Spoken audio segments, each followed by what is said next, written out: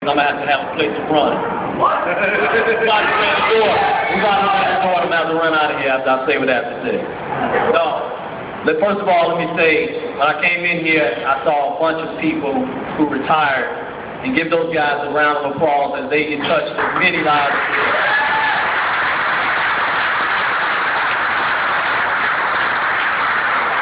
I see my guy Dogberg in there. Tony, you got it, Joe. You're making it good. Got my guy Dogberg. Got my guy Gavin here. Well, let's see. Stupidity. Oh, fascinating. What else I got? Doug Beardsley. Brian, did you call me for the vault information on that?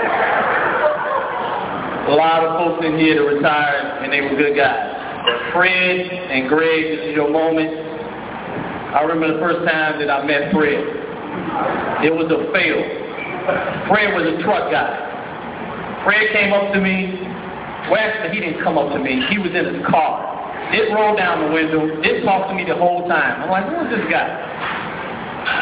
After it was over with, time to get the paperwork, Fred slid the window down about that much and threw the paper out. There you go, Spanky. Don't call me again. I had Al Pusik as the ARO, and he said, that was Fred.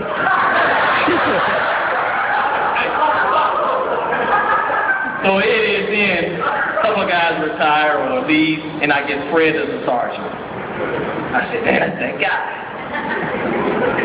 Fred, he is just fun-loving though, but he will get you every day that you show up for work. Just recently, he got me, about 2 months ago, Fred, I didn't show up for work. I overslept. Yeah, that's right, overslept, sorry. Fred came to the door, and he rang the doorbell, and I showed up at the door, and I said, oh no, of all people to come to my door, Fred Hosteny.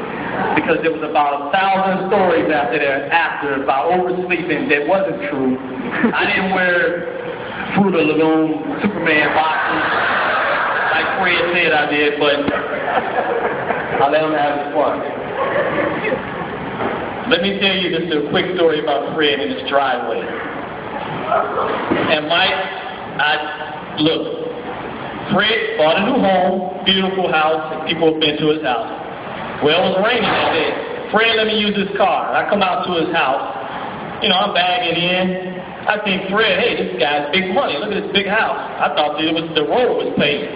Well, evidently, it was a few mud spots because the squad car kept sinking and sinking and sinking.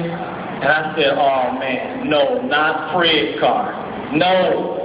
Well, anyway, Mike's looking out the window. He's like, hey, you got some black guy that can't drive out there.